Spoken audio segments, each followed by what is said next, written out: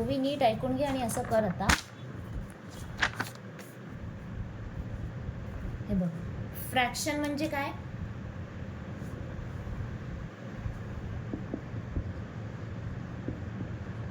फ्रॅक्शनचं meaning काय? जर का मी 2 नंबर दिले, सो 2/3, ह्याला काय बोलणार? 2 अपॉन, या लाईनला काय बोलणार? अपॉन. 2/3. वरचा नंबर जो असतो ना त्याला बोलतात न्यूमरेटर, खालचा असतो त्याला बोलतात डिनॉमिनेटर. तर हे झालं फ्रॅक्शन. म्हणजे फ्रॅक्शनमध्ये 2 नंबर असतात, एक न्यूमरेटर, एक डिनॉमिनेटर. जर का मी लिहिलं 4/8, मग हे पण फ्रॅक्शन आहे. जर का मी फक्त 8 लिहिला तरी फ्रॅक्शन आहे, कारण 8च्या खाली काहीच नाही, म्हणजे आपण 1 टाकू शकतो. काही नसेल तर 1 टाकायचं, काही असेल तर नाही. मग हा पण फ्रॅक्शन झाला.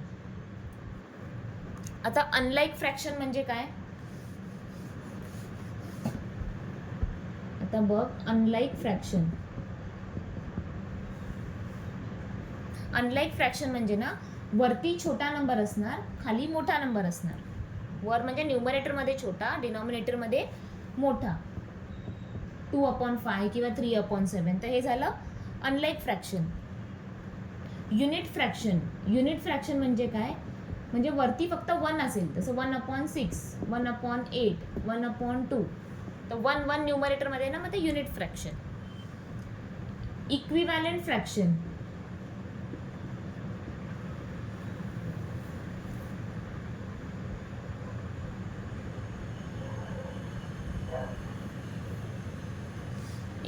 मध्ये कसं असणार? 1/2 इक्वल्स 3/6. हे इक्वल आहे. हे काय इक्वल आहे? 1 आणि 2 तू कट नाही करू शकत. 1 आणि 2 कोणत्या टेबलमध्ये येतं का? 2चा टेबल, 3चा टेबल वगैरे नाही. पण 3 आणि 6 3च्या टेबलमध्ये येतं. किती? 3 1 3 आणि 3 2 6 असं लिहू शकतो. 3 3 सेम आहे, तो कट कर. मग आन्सर किती राहिला? 1/2. तर हा 1/2 आणि हा 1/2 सेम आहे, म्हणून मग ते काय? इक्विव्हॅलंट म्हणजे काय? इक्वल. जो रिझल्ट येतोय ना तो इक्वल आहे. सो हे आणि हे 2 नंबर्स बघ इक्वल आले ना, म्हणजे ते इक्विव्हॅलंट फ्रॅक्शन आहे. जर का मी तुला दिलं 1/3 इक्वल्स 3/9, 1 आणि 3 कट करू शकते का तू? नाही. 3 आणि 9 येस, कारण हे दोन्ही 3च्या टेबलमध्ये येतं. कसं लिहिणार याला? 3 × 1 3, 3 × 3 9. मग 3 3 सेम आहे, कट कर. किती आलं? 1/3. हा 1/3 आणि हा 1/3 मॅच झाला, म्हणजे ते दोन्ही इक्विव्हॅलंट फ्रॅक्शन आहे. जर का आन्सर मॅच नाही झाला तर इक्विव्हॅलंट फ्रॅक्शन नाही आहे.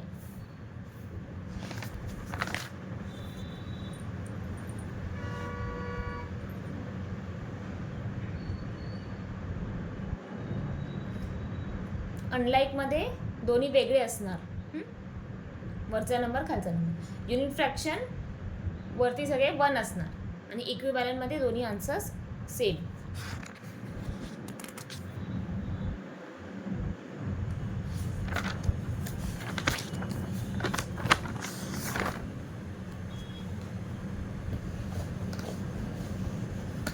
आता हे नेक्स्ट वन सांगते, ते खूप इझी आहे, नीट करते एक्झाममध्ये.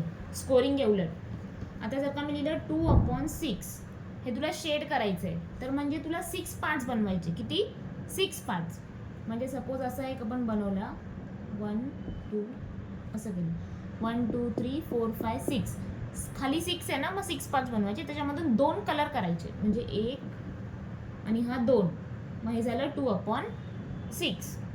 जर का मी तुला दिलं 1/3, म्हणजे तुला 3 पार्ट्स बनवायचे. किती पार्ट्स? 3 पार्ट्स. फॉर एक्झाम्पल बघ, हे 3 पार्ट झाले ना, 1 2 3. 3 मधून कलर किती करायचा आहे? फक्त 1 पार्टला. मग हा झाला 1/3. 5/8 म्हणजे किती बनवणार तू? 5 पार्ट्स.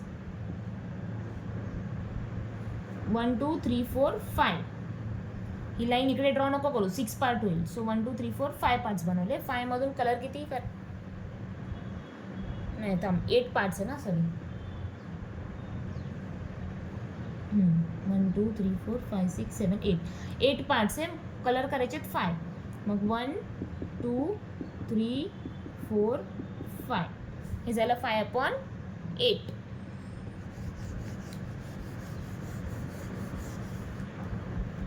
आता नेक्स्ट ॲडिशन म्हणजे प्लस करायचं. 1/3 + 2/3. खालचे नंबर सेम आहेत ना, हे सेम असेल तर याला तू प्लस करू शकते. म्हणजे याला तू कसं लिहिणार 1 + 2/3. हे 2 इथे आणि हे दोनदा नाही, हे एकदाच लिहायचं. म्हणजे आन्सर येणार 3/3. सपोज मी दिलं 4/9 + 3/9. मग कसं लिहिणार? हे सेम आहे, हे एकदाच लिही. वरती 4 + 3 = 7/9. आता हे सेम होतं तर तू हे दोन नंबर्स इथे इझिली लिहून ॲड केलं. जर का ते वेगळं आलं, सपोज ते नंबर्स वेगळे असतील, 2/7 + 3/4, हे वेगळं आहे. मग हे वेगळं आहे तर तू हे डायरेक्ट प्लस करू शकत नाही. मग काय करावं लागेल? LCM काढायचं. म्हणजे काय कर माहिती, हा 4 जो आहे ना, हा 4 इथे आणि इथे मल्टिप्लाय करायचा, इथे आणि इथे. आणि हा 7 जो आहे ना, तो इथे आणि इथे मल्टिप्लाय होईल. कळलं? म्हणजे कसं होणार, 2/7 हा फ्रॅक्शन पूर्ण लिही, 4 इथे आणि इथे लिही, × 4 झालं. 3/4 याच्याबरोबर काय करायचं, हा 7 दोन्हीकडे आला पाहिजे, × 7 × 7.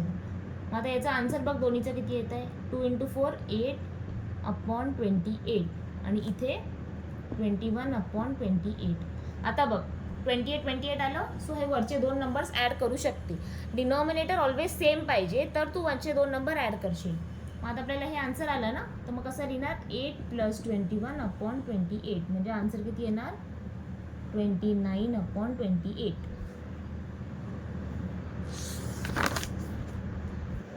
हे प्लस होतं म्हणून प्लस केलं, मध्ये मायनस असेल तर काय करशील, मायनस.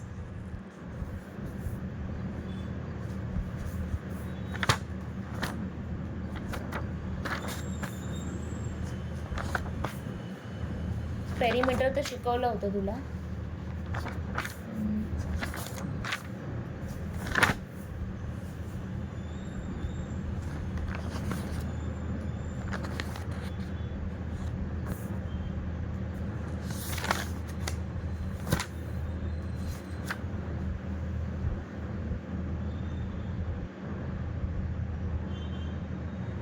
आता टेक्स्टबुकमध्ये जो वर्ड प्रॉब्लेम आहे, a school library has 320 books.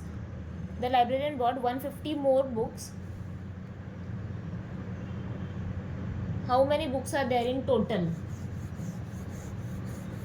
मोर म्हणजे अजून, म्हणजे स्कूलची लायब्ररीकडे 320 बुक्स होते, अजून त्यांनी किती आणले, 150. मग त्यांनी विचारले की आता टोटल किती आहे. टोटल म्हणजे काय करायचं, दोन्हीला प्लस. सो दोन्हीला प्लस केलं तर आन्सर येणार तुला किती आहे, 470 books. So total number of books in library 470. Next, elephants weight 1200 kg while giraffe weighs 850 kg. How much heavier is elephant than giraffe? इथे समजून घे. एलिफंटचं वेट किती दिलंय, वेट म्हणजे वजन. एलिफंटचं वजन दिलंय 1200 kg आणि जिराफचं वजन दिलंय 850 kg.